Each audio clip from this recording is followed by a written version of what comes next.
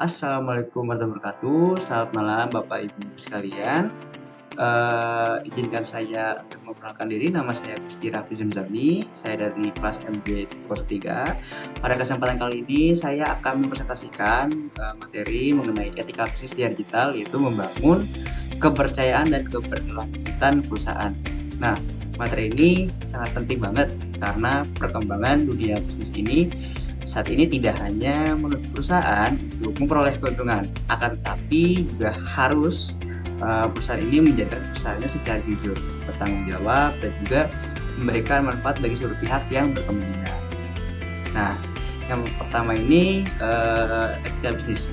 Nah, teman-teman, ada yang tahu nggak sih etika bisnis itu apa? Mari kita memahami terlebih dahulu pengertian dari etika bisnis ini. Nah, secara sederhananya, etika bisnis ini adalah seperangkat nilai, norma, dan prinsip moral yang menjadi pedoman bagi individu maupun perusahaan dalam menjalankan kegiatan bisnis ini secara benar dan bertanggung jawab. Nah, etika bisnis ini membantu perusahaan yaitu menentukan mana tindakan yang benar dan juga mana yang salah. Jadi, perusahaan ini dibangun bukan hanya untuk menggunakan cuan, akan tetapi juga harus mempelajari bagaimana kita beretika, mana yang baik dan juga mana yang salah. Bukan hanya berdasarkan hukum, nah tetapi juga berdasarkan dari nilai moral perusahaan itu sendiri. Sebagai contoh deh, suatu perusahaan mungkin secara hukum diperbolehkan menaikkan harga produknya, akan tetapi ketika menaikkan tersebut dilakukan secara tidak wajar, ketika terjadinya bencana alam sehingga masyarakat kesulitan memperoleh kebutuhan pokok, maka tindakan tersebut dianggap tidak etis banget. Yang artinya, bisnis yang baik bukan hanya mengejar keuntungan semata, tapi juga mempertimbangkan dampaknya terhadap konsumen, karyawan, lingkungan, investor, serta masyarakat secara luas lainnya. Lalu mungkin kalian bertanya, etika bisnis ini penting nggak sih? Lalu kenapa etika bisnis ini menjadi sangat penting? Ada beberapa alasan utama yang harus kalian pahami. Yang pertama, etika bisnis ini mampu membangun kepercayaan konsumen. Saat pelanggan percaya bahwa perusahaan selalu bersikap jujur, mereka akan loyal terhadap produk maupun jasa yang ditawarkan. Nah, kedua, etika bisnis ini meningkatkan reputasi perusahaan. Reputasi yang baik akan memudahkan perusahaan memperoleh investor, yang dimana jika reputasi baik ini, investor akan menginvest kepada perusahaan ini, yaitu dari mitra bisnis, bahkan juga tenaga kerja yang berkualitas. Lalu yang ketiga ini ada etika bisnis yang membantu mengurangi risiko hukum. Nah, banyak kasus perusahaan mengalami kerugian yang besar karena praktik korupsi, memanipulasi laporan keuangan, ataupun pelanggaran hak dari konsumen itu sendiri. Nah, yang keempat ini ada etika bisnis mendukung keberlanjutan, yang dimana perusahaan dalam jangka panjang, perusahaan yang menjunjung tinggi etika yang biasanya mampu bertahan lebih lama dibandingkan perusahaan yang hanya berorientasi pada keuntungan sesaat. Nah, selanjutnya kita akan bahas nih, apa sih prinsip-prinsip etika bisnis ini?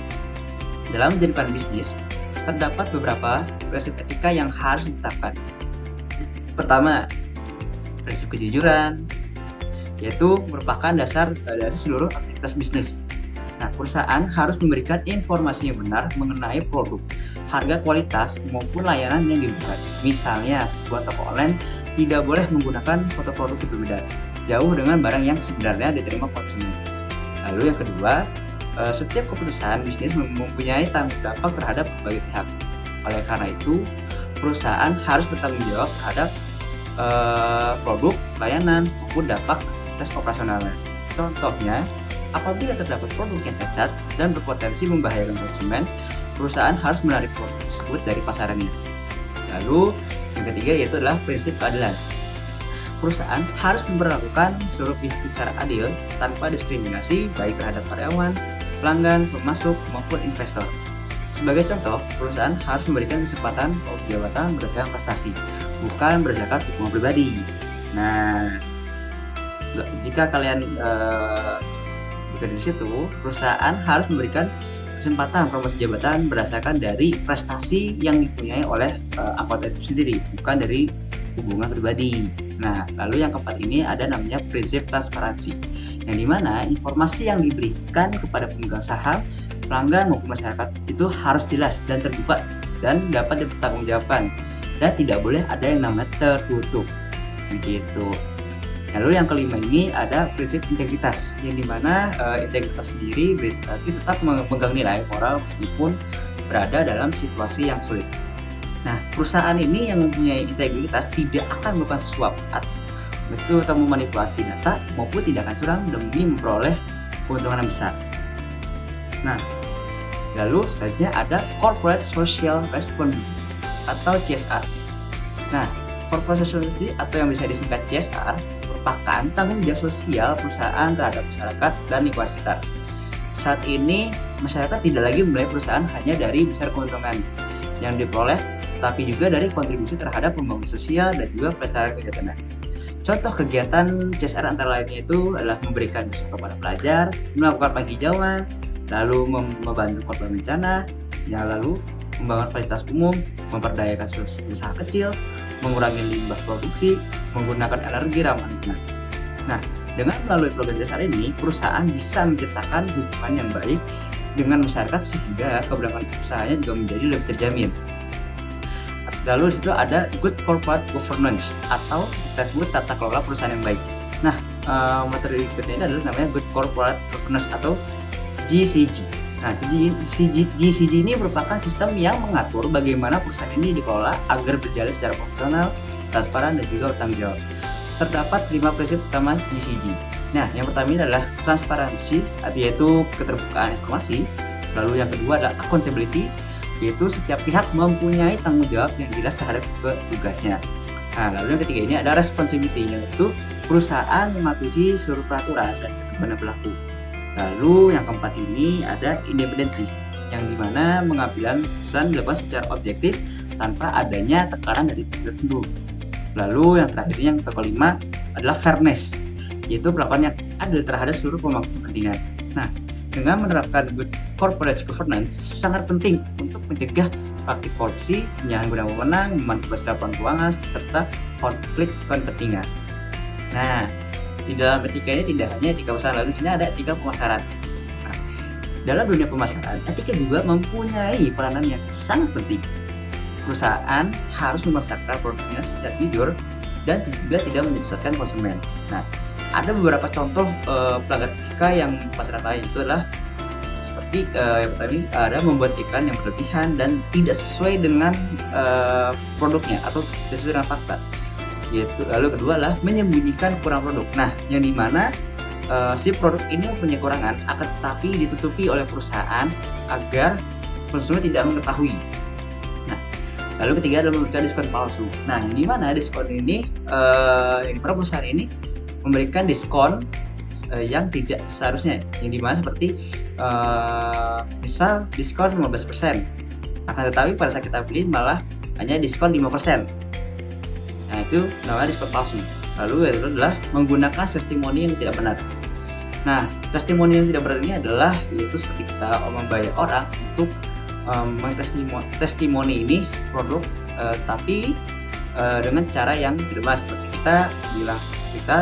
kita bilang ke orang ini bahwasanya produk ini bagus padahal produk ini kurang bagus.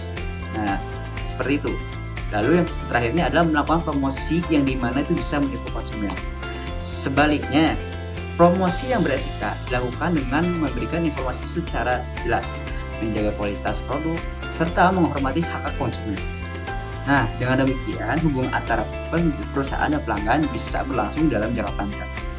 Nah, lalu di dalam etika bisnis digital ini kayak gimana? Nah, memasuki era digital, tantangan etika bisnis ini menjadi sangat kompleks, yang dimana perkembangan e-commerce, media sosial, kecerdasan buatan atau artificial intelligence, serta penggunaan big data membawa banyak manfaat. Akan tetapi juga bisa menimbulkan berbagai persoalan etika. Misalnya perlindungan data pribadi pelanggan, lalu perusahaan itu harus menjaga kerahasiaan data konsumen dan tidak boleh menyalahkan untuk kepentingan itu tanpa izin. Nah, selain itu perusahaan juga harus menghindari yang namanya penyebaran informasi palsu atau hoax, manipulasi ulasan produk, spam, dan juga penipuan online. Nah, Saat menggunakan artificial intelligence atau kita bisa singkatnya AI, perusahaan juga harus memastikan nih bahwa teknologi tersebut bisa digunakan secara bertanggung jawab dan tidak merugikan konsumen. Nah, maka dari itu etika digital ini menjadi bagian yang tidak terpisahkan dari praktik bisnis modern. Nah, juga cuma dalam permasalahan aja, dalam etika bisnis juga ada dalam perspektif Islam. Nah, dalam perspektif Islam, bisnis merupakan salah satu bentuk ibadah apabila dilakukan dengan cara yang halal dan sesuai dengan syariat Islam.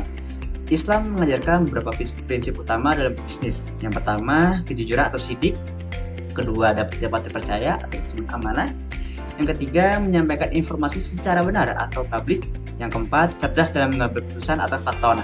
Selain itu, Islam juga melarang praktik riba, penipuan, gerar, atau ketidakjelasan dalam transaksi, monopoli yang merugikan masyarakat, serta kecurangan dalam timbangan. Rasulullah SAW sendiri dikenal sebagai pedagang yang sangat jujur, sehingga memperoleh kepercayaan dari banyak orang.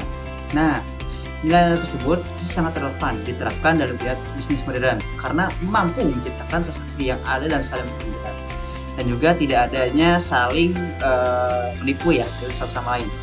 Nah, lalu untuk contoh penerapan etika bisnis seperti apa? Sebagai sederhananya, seperti itu, bayangkan terdapat dua toko online yang menjual produk elektronik. Seperti toko pertama memberikan deskripsi produk secara lengkap, menampilkan foto asli, dan juga memberikan garansi, melayani komplain dengan baik, dan jaga keamanan data pelanggan. Sementara nih, toko kedua ini menggunakan foto yang berbeda dari produk asli. Nah, yang dimana foto produk yang dipasarkan dengan yang foto itu berbeda. Jadi yang dimana kita memberikan informasi yang jelas serta susah dihubungi ketika terjadi adanya permasalahan. Dalam jangka pendek, mungkin kedua toko ini sama-sama memperoleh penjualan. Namun dalam jangka panjang, toko pertama akan memperoleh kepercayaan, penjualan, ulasan positif, dan pelanggan yang loyal. Sebaliknya, toko kedua akan kehilangan reputasi sehingga penjualan menurun. Jadi yang dimana kalau kita berjualan secara jujur, lalu kita memberikan deskripsi yang sesuai dengan fotonya dan juga deskripsinya, maka kepercayaan perusahaan akan semakin meningkat. Itu seperti halnya kita jujur ke dalam konsumen. Nah, tapi kalau kita berbuat curang seperti toko yang kedua ini, maka kita kehilangan reputasi sehingga penjualan menurun dan juga menimbulkan banyak sekali kerugian. Nah, dari contoh tersebut menunjukkan bahwasannya etika bisnis ini merupakan investasi jangka panjang bagi perusahaan. Nah, sebagai penutup bisa disimpulkan bahwasannya etika bisnis ini merupakan pedoman moral yang mengarahkan perusahaan dalam menjalankan aktivitas usahanya secara jujur, adil, transparan, dan bertanggung jawab. Penerapan prinsip-prinsip etika bisnis seperti corporate social responsibility, good corporate governance, etika pemasaran, serta etika dalam digital dan memberikan banyak manfaat seperti meningkatnya kepercayaan masyarakat, reputasi perusahaan yang lebih baik, berkurangnya risiko hukum, dan terciptanya keberlangsungan bisnis. Nah, selain itu, dalam perspektif Islam, etika bisnis juga bisa menjadi bagian penting dalam menjalankan usaha yang halal, adil, dan juga membawa keberkahan. Nah, maka dari itu, setiap pelaku usaha perlu memahami bahwa keberhasilan bisnis ini tidak hanya diukur dari besarnya keuntungan, akan tetapi juga dari bagaimana keuntungan tersebut diperoleh melalui cara yang sangat etis dan juga bertanggung jawab. Nah, dengan presentasi ini yang saya sampaikan, semoga materi ini bisa menambah pemahaman kita mengenai pentingnya etika bisnis dalam usaha ini. Terima kasih atas perhatiannya Bapak Ibu dan saya dan Mas kalian. Mohon maaf apabila ada kesalahan. Mohon maaf ini. Wassalamualaikum warahmatullahi wabarakatuh.